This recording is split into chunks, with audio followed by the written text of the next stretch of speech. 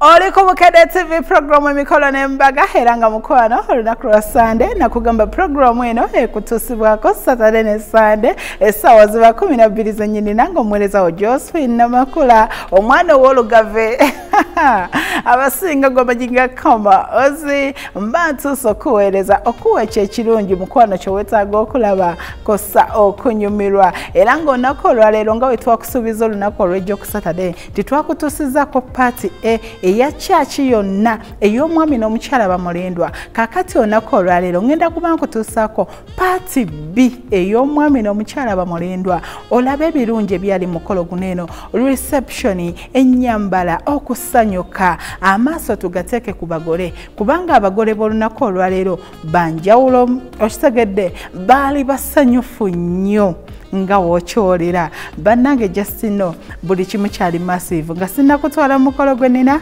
leero bampadde ka sky blue and silver okuva ewa Maria's Bridal gwe wina omugole aliyo oyagala kulabika bulungi oyagala kwambala onyume oyagala bannange olabike olunaku lwe lubeere special ng'oyambaziddwa ba Maria's Bridal olinda ki sweet wange eyambazibwa brand eriko ennene eya Maria's Bridal manyi kyekitegeeza ng'ofuluma ekidala nga buli omu akimanyi Maria's Bridal yakwambaziza okuviira ddala ku gomesi paka omukolo gye gunaasembera gomesi ez'omutindo buli kimu akiina dduka buddusi wali mu town ku kizimbe kya City House opposite the arcade ojja kubanga mukwano omufunira ddala Maria's Bridal nzikiriza essaawa eno yennyini soke nkutwale ku reception Justino ba maids bali smart mu dresses zaabwe za black kosa ba groomsmen nabo bali very smart mu masuuti gaabwe aga cream ne black bavaayo bulungi nnyo atolo omukyala naye yanyumira ddala mu gawuni ye n'alaga essanyu n'omwami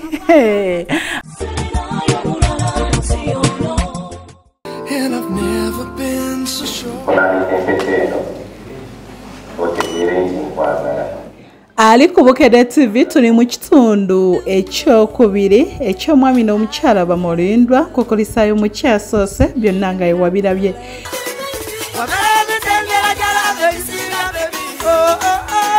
twakomye ng'omuyimbi Haruna Mubiru ate era yayingizizza abagole baffe ab'ensonga oluvannyuma twafuna ku dance era nga n'abaana ab'obulenzi n'ab'obuwala ba groomsmen ne ba maids baali balina obuzina bwabwe bwe bategekedde abagole baabwe nsaba obulabe kubanga bwali uniform ate era bwanyuma nnyo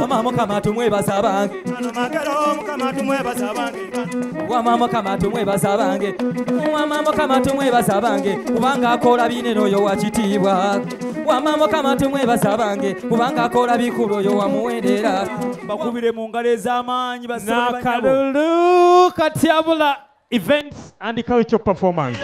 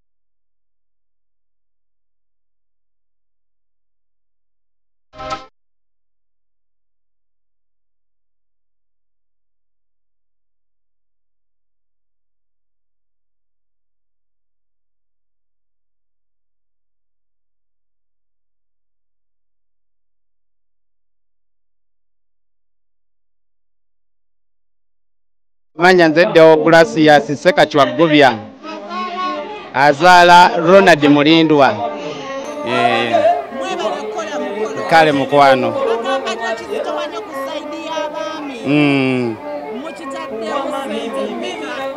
wabula zo sente siyinza kukolimba nti oba sente ziri mmeka naye nga zo sente tuzitaddemu nkuutira abaana bange okunywerera mu bufumbo bwabwe obutukuvu bakuumagane okusonyiwagana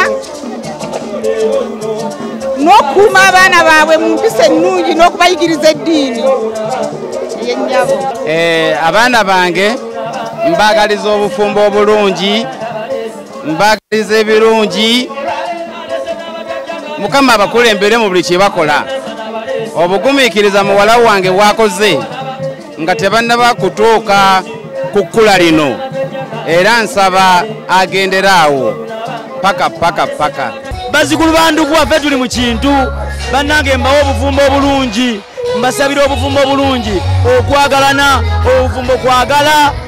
Nsaba Mulindo oyagale omwanyinaze, kubanga ne pulezidenti Namakulu omulaba, nange omusoiro Senkinga ondaba, ffenna tuli bakozi. Ekintu kino kirimu Katonda, yensonga lwakyukize. Bannange mwebale nnyo, njagala nnyo Bukedde TV, era nzija nga kansala w'omuluka gwa Kisenyi 2. Era watyo omugole waffe w'ensonga yasala keeki n'omwami we, olwamala okugisala we bate ne bagenderawo okukyusa omulundi ogwokubiri. Emyaka 29 ero ninagaana okusala emyaka 2010.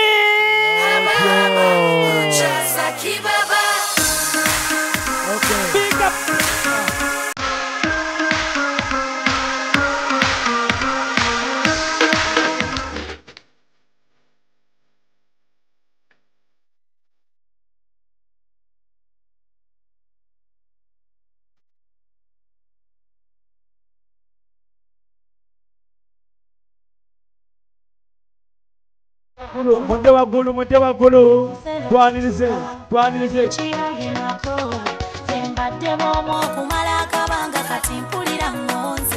ku mulundi guno eno yayambala long sleeve gown ye eya Cinderella eyavaayo obulungi ennyo, n'omwami n'akyusa mu kaftan suit eyalabikira ddala obulungi. Justin no omukolo guno eno gujjudde vibe. Awo nno omuyimbi Mary Butter bannange Aaron Nanchinga, mukyala mulindwa Ombwate, omukyala ono yasanyukira omukolo, yalaga omwami nti mukwano byonna ndiwuwo, byonna obikoze kaakati, sanyu jerere mukwano na vibe.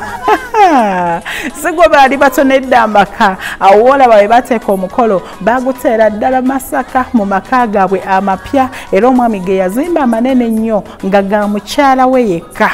Yiika 72 kwe batudde. Kasooke nkutwala onyumirwa akaseera kano akokubiri ng'omuyimbi Mary Butter abayimbira ennyimba ezasobola okuba nga ezibacamula. Guess what? Omukyala talina luyimba lwe yali tamanyi. Justin no yalina vibe nnungi nnyo. Kasooke nkutwale onyumirwa akaseera kano, oli ku Bukedde TV, mikolo na mbaga. Banga mwesimbu jali abenga chibebi joli orwena jenga Yesu maje tuli tijoli eka omulowozangako mukaserako kemubanga bebuzeko ngamba ngamwe base nyamba ochirogota fuba nyoma nyebyayagala ebimuleta akaseko omwana gwe nawe omanye byolya newo omukwa mama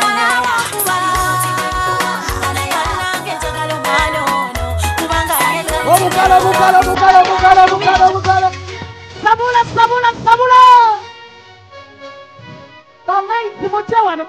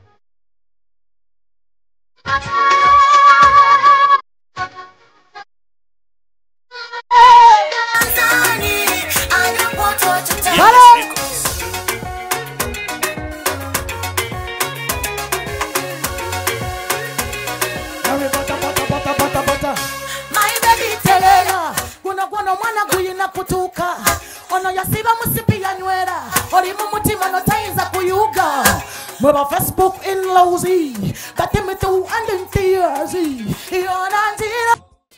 Mukulikeyo mukanyomero ko mukwano Mary Butter katusizaako mwebale kuteekateeka. awo nno ali mu kugezesa test of heaven oba ekijjulo kyekyo bw'olaba tazzeemu kulyako nga bivaamu otyo tolaba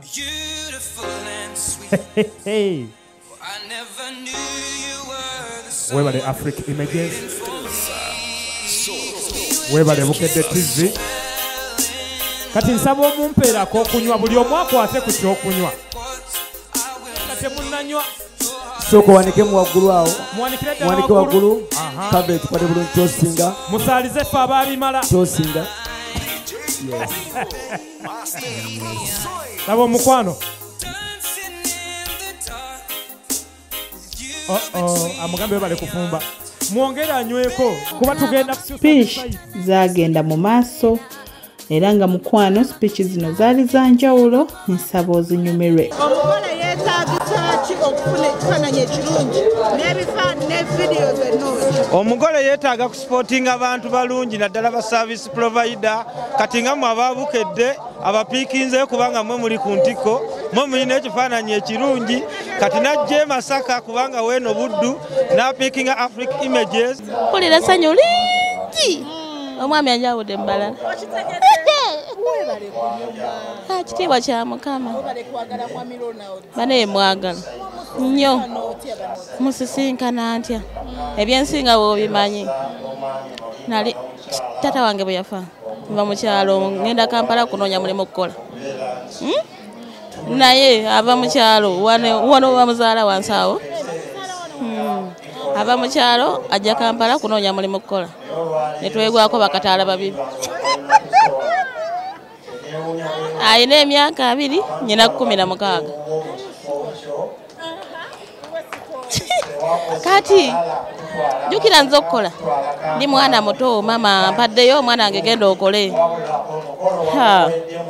mbula ngenda abula ku muganda we yali amulese apangisa akayumba atekamu akafaliso tutandikira awo nange eri nvaayo paka nakati myaka 21 byanjize ebikuumira abakazi mu bufumbo bwetoowaze nakuwa musajja kitiibwa buli lwoba omwetoowaze n'otegeera w'olina okukoma ekintu ekyo no kirina amakulu mangi ne bw'oba n'abakazi banno olina w'olina okukoma n'ogamba n'omukazi munnange naye nyina kukoma wano kati ne ku musajja olina w'olina okukoma teri obufumbo butambulira ku muswete gwokka naye olina kumanya w'olina okukoma n'omwami n'amanya w'alina okukoma butambula bulungi kubanga nze bwe nakisuula nti bba wange anjagala ye bambi anjagala nnyo nange nkiraba bannange Ronald Mulindwa nfuuse omuntu omu onjawudde mu balala kati nfuuse Mulindwa ngenda kwagala simanyi nakumanya simanyi sibitegera ngenda mwagala n'ebitaliyo nebyesigenda kujjukira olaba mbadde mbimwagala luli obanga ku musajja n'omala emyaka 21 ng'alina ku ssente olwaleero ngenda kuyingira nnyumba yino ajimpanga kiraba mpadde ebirabo 2 empeta n'ennyumba kati mba mwagaza ki omusajja ng'oyo kujjako okumwagala n'omwagalira bazadde be bamimbagala nze sijja balimba sirabanko omukolo weguti omunene weguti zibangala ez'amaanyi omukolo omunene weguti banange nammwe muli eyo batono abagulabako emikolo gibeera mitono mu tenti eyo kana giremu okubeera organized naye omukolo gwa mukulu Mulindwa gwa kitiibwa mutegeke bulungi buli omu waali musanyufu. Bino ebintu ebiseera ebisinga bikolebwa mu bifo bipangise naye olwaleero ssebo mwami Mulindwa nze okuva lwe natuuse wano nze neewuunya bwewuunya abantu bano batudde wuwo mu kifo kyo tewakoze malala kututwala Masaka kututwala Kampala mu bifo bipangise ebirungi wabula omukolo wagukoledde mu kifo ekikyo ate nga kirungi era buli muntu yeeyagala bulungi ssebo weebale nnyo weebalire ddala amannya nga bwe babagambye nze Haji Mahmood Kakooza mwami Mulindwa mukama wange mumpere senga bakyabiwulira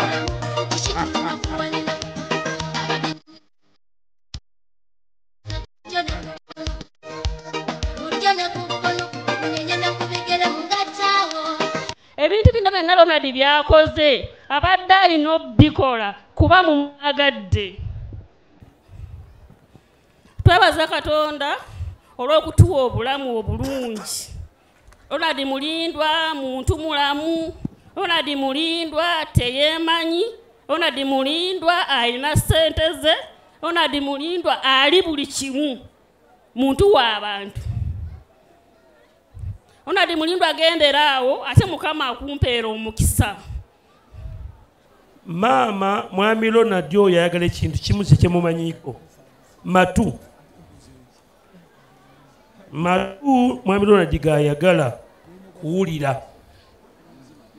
Mwami Ronald nja kusaba ekintu kimu, gwe kyoba omusaba ngalo. Sajja wange ankwata bulungi ate kati kankuwulire. Olaba bali wano waliwo batakwagaliza nyakuwe, waliwo batakwagaliza abalaba obi. Eloni yanyoyo agenda nani ne Ronald, naye ebyo byonna nja okola ekintu kimu, byerabire tobiwulira. Ye ndi munnange ogamba otya nnyawo kale munnange naye ate yasinga okunjagala. Twagalana twena twagalana. Obadde okuba ebirayiro ki ekikujjidde mu bwongo? Ekinjidde mu bwongo nzijukidde ebiseera bye twabeeramu mwe twatandika tuli bato. Baatubuuzanga mwananga mufumbirigiranidwa bato ananabuulirira munne nene ngamba kisa kya Mukama atujja kubeerawo. Katonda n'atuyamba nga tujja twebuulirira n'okwewa amagezi awaba wasobye ne tukkaanya ne tutereezaawo. Twakamala emyaka kati 22 paka olwaleero abaana 6. Mwe n'abalongo. Ndi Ssaalongo. Byonna bikoze. Omusuubiza ki kubanga embaga ogikoze? Kyemusuubiza era kyemusuubiza mu kyaki nti nja kubeera naye obulamu bwange bwonna okutuusa okufa.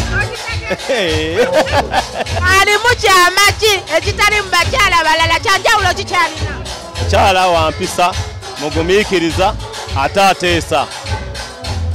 Ate ye mukyala ateekwata bubi mu kusinziira ebbanga lye mmaze naye. Sirabangako kikyamu nga abakyala abalala nti manyi ffe tuli basuubuzi nti oba wavuddewo n'olaba nga ali mu makubo amakyamu. Mukyala mwesigwa. Mugamba nti endagaano ya laavu yange eyo mmaze ogikola ne sitampu nenkiteekako n'omutima nguwadde ggwe. Endagaano ya laavu yange eyo mmaze ogikola ne sitampu nenteekako nti omutima nguwadde ggwe.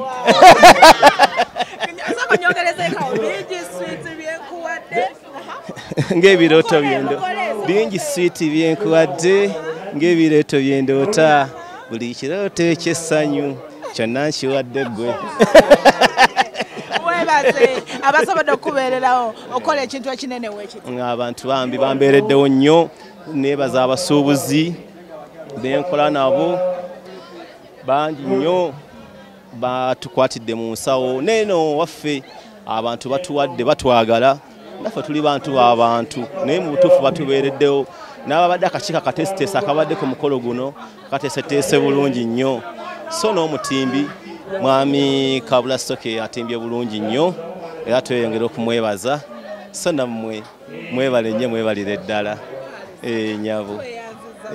So nensiima nnyo ne bakadde bange n'abakadde baffe okutukuliza mu mpisa ez'abantu, kubanga omuntu baba yakukuliza mu mpisa ez'abantu gy'olaga gy'emikwano gino gy'olaba gy'osekayo. Muganda wange mukwano gwange Nadi okikubye embaga sikikwate otuweeseza ekitiibwa era bwe wankubira nonsabe oggale ekkubo. Nagamba kansala Nakalyango nti oyo omukulu toyinza mugaana kuggala kkubo kubanga embaga ya lunaku lumu, katulage kyalinawo.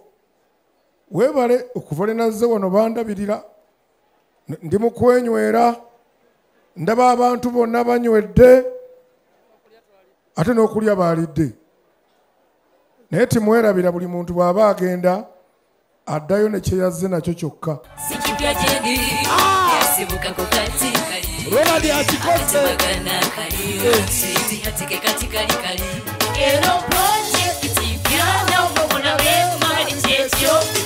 enukanga netonya ekulaba ensiisira bwe zisusa emyoyo batimati mubulinge tulisolini naye ekyo kiwedde nakubyeko ekire kyenkuba namutekwa yennyini etutobesa sole baddiya.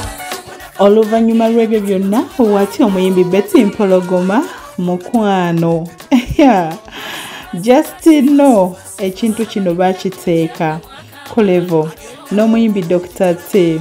Justino omugole waffe yalina vibe buli luyimba yali alumanyi.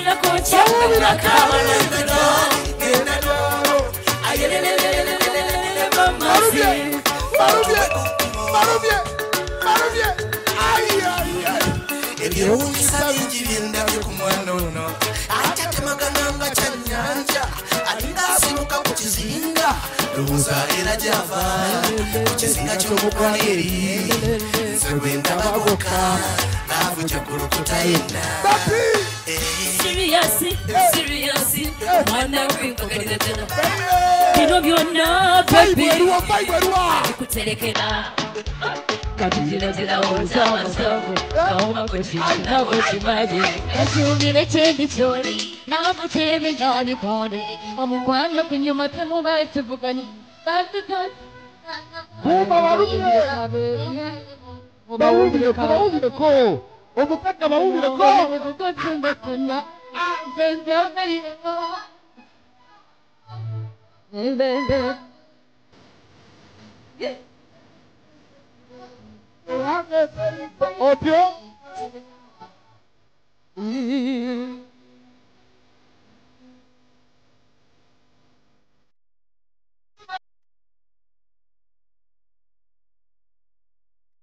mu kaseera ako kennyini yakuba ne mayiro n'omwami we n'amuyimbira. Saba olabe momenti eno kuba ebyaddala yali nsoofu nnyo.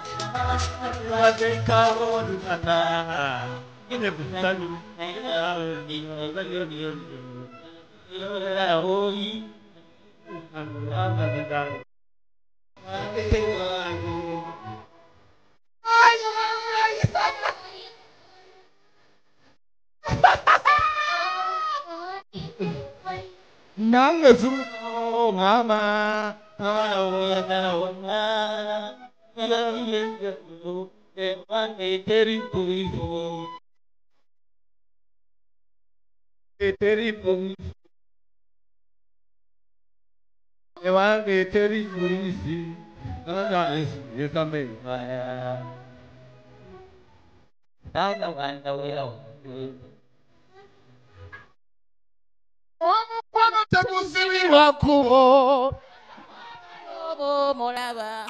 obaganye bite ebintu bite ono yabinywezezza nyweza tolibula ensekalala omuwano mumeja sibali bwe bakuzomuwawa buli kalungi kenigagalize eno pakeji yose bukulula ensekalala omuwano mumeja sibali bwe bakuzomuwawa kalungi kenigagalize eno pakeji yose bukulula.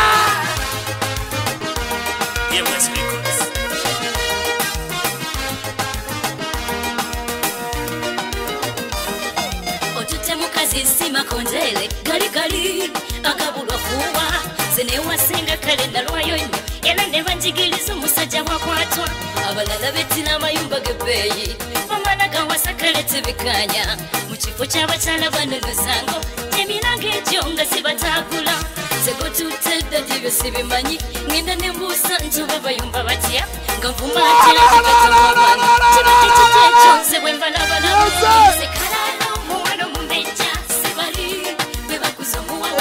buli kalungi kenigagalize eno pakeji yose bukulula ensekalala omuwano mumeja sibali bwe bakuza omuwawa buli kalungi kenigagalize eno pakeji yose bukulula.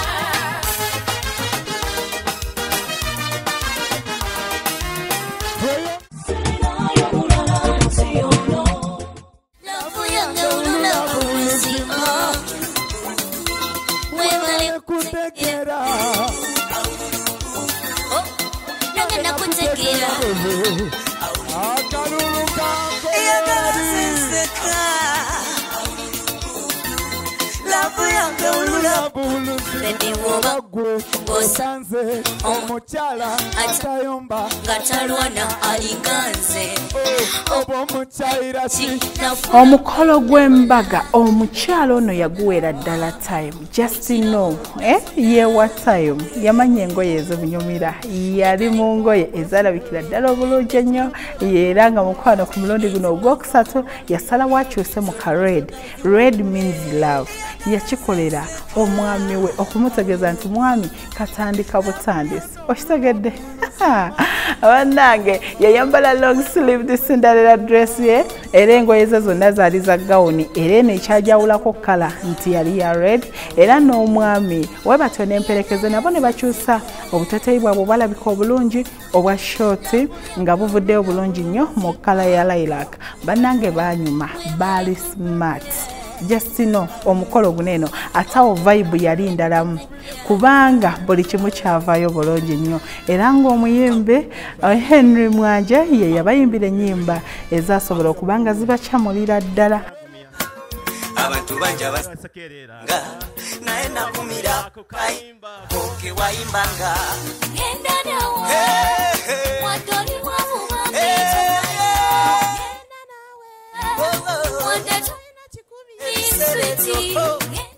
akaimbako mbuli bwe wayimbanga nakanya kufuna manyi kanyongera kunonya sente katiraba abakyala bagumiikiriza ekyokulya bwe kyagananga nalowooza leera wedde yafunanga ekikomando nga nakyo kwekakaba naye tewanegana okujjako kumugumya mukiwomye olulala wamujubisajubisa mukiwomye okusinga enkoko eyali laavu mwana goyina laavu eyo gye bayita laavu salyerabira kayi wewaŋŋamba ye mukwano nga nebuzo libeera wange waddamu diyerulya nondaga mu maaso g'abantu nalindirira sakowa fundu tuseko abawala bansendasenda abalala ne basotasota atitititi naye nakumanga olwasi kuba yali amanyise kyalinda ebibyo byonna byalimu gwe masombirawe emmere ennungi yagiraba mugwe abaana abalungi mugwe mama esanyu buli musajja yanoonya liri mugwe kakufunya amaso kajja kulaba nkana kagenda kukugatika mama kajja kweraliikiriza mugole ebibyo byanoonya biri mugwe kajja kulaba nkana kagenda kukugatika kajja kweraliikiriza mugole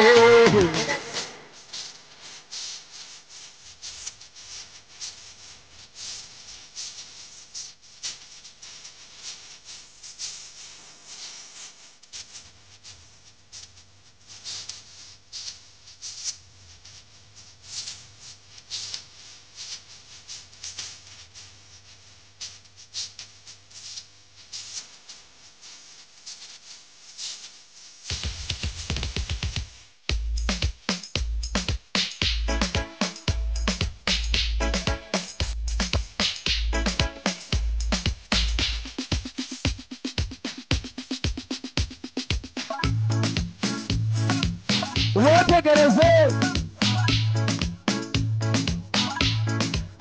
mwami Audu mwami Pato werudeta akuyita watadde pikipiki otirabawo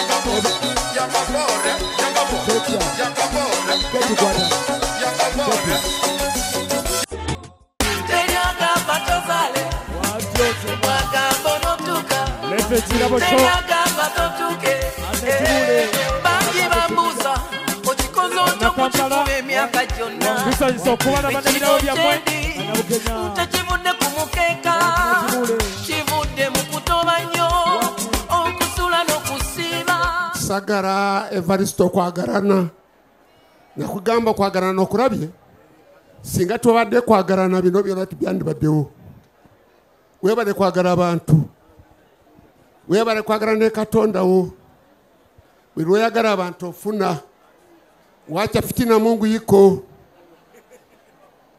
kakati ebyange bitono sebo nze nkuwadde ente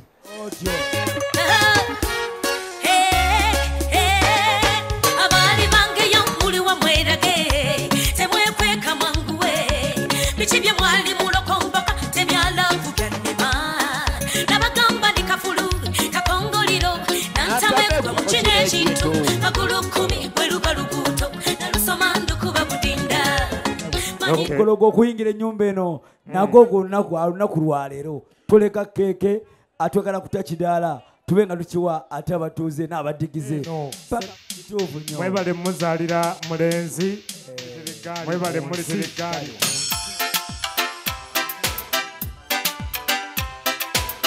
Mr. Mulindwa kwata woba okwata Mr. Mulindwa otyo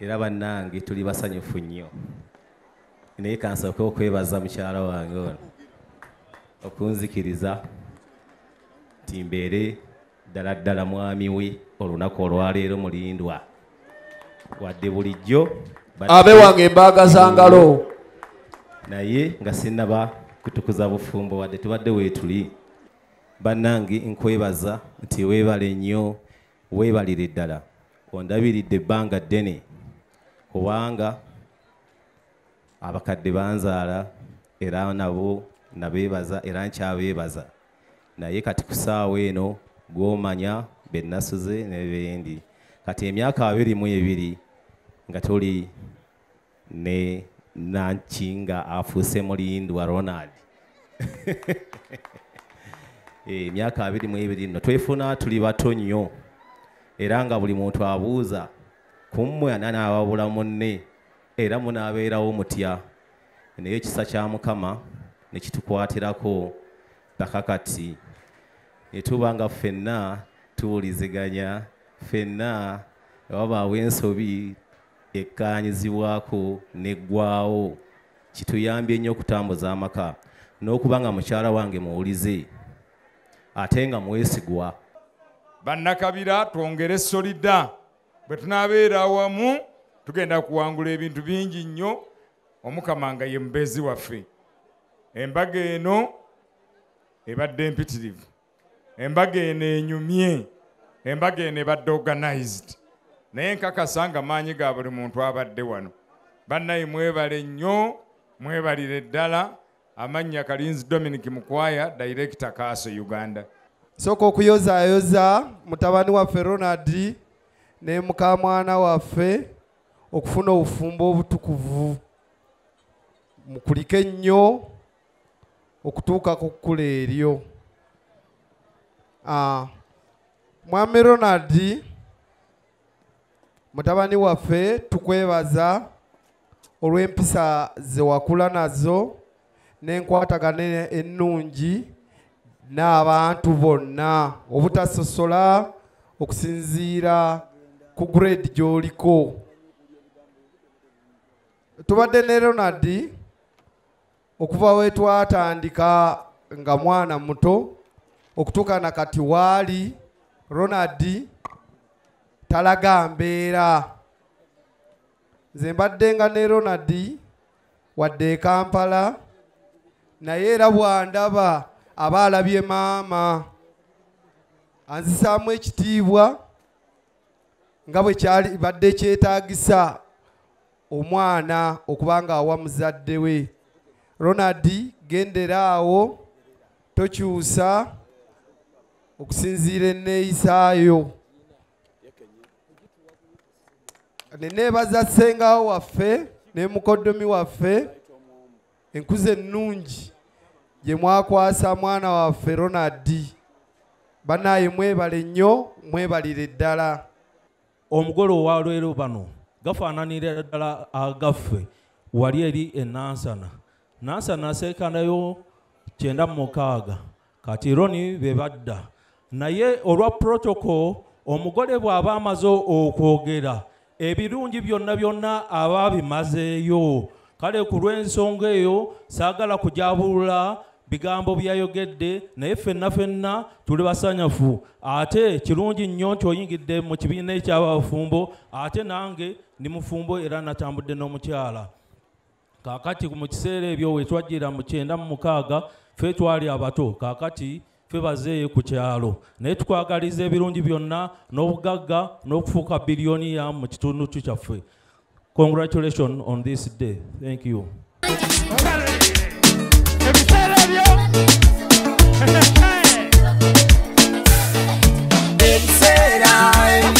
Kansuubira ebigambo by'omwami n'omukyala obiwulidde speeches zaabwe ofunye ekyoyiga. Tubagaliza kisinga mu puroguramu y'emikolo n'embaga. Mwebale twesigana kutuwakakisa kubanga omukolo guno eno tugutambuliza ddala. Kakati mukwano gwange katubaagalize okuzaala n'okwongerayo abalongo abalala oba oli awo.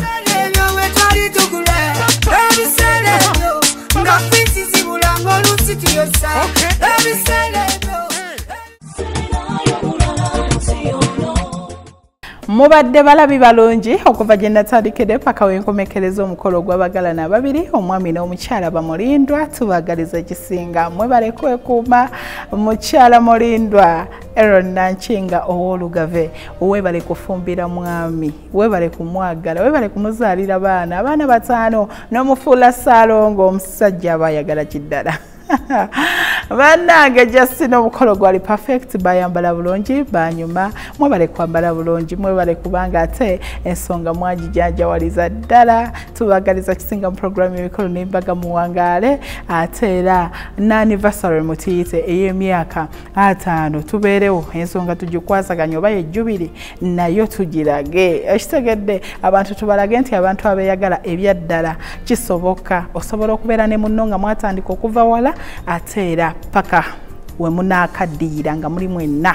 Okitegedde sijja kubanga ensonga eyo njirwako nnyo wabula okutegeeza nti engoye ennungi, gowns ennungi, changing dresses oyagala kwambala onyume olabike bulungi abeera Maria's Bridal. Lwaki okkirizibwa obutayambazibwa brand ennene tebakubuzaabuza, just omuntu alina okwambaza engoye eyazitegeera eyazikugukamu ez'abagole abakyala. Onoonya gomesi, onoonya mishanana, onoonya gawuni, oyagala kunyuma mukwano Maria's Bridal. Engoye ze ziri unique ate ziba nnungi ate ziba mpya teziba nkadde. Just dduka buddusi wali eri mu town ku Lumu Street ku kizimbe kya City House opposite the arcade ojja kubanga mukwano omufunira ddala bulungi nnyo. Maria's Bridal kyekyokuddibwamu kyo eri omukyala yena ayagala okulabika obulungi.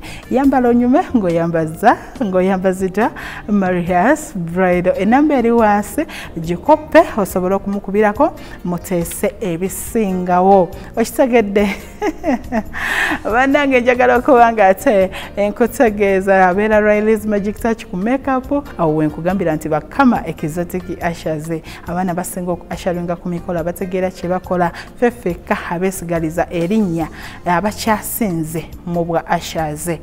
Bukere TV mikolo na mbaga olunaku lwa Saturday ne Sunday essaawa ziba 12 zennyini nange Josephine Namakola abasinga gomanyiga koma ozi mbaawo okuwa ebirungi bye weetaaga okulaba osooka kunyumirwa mweraba.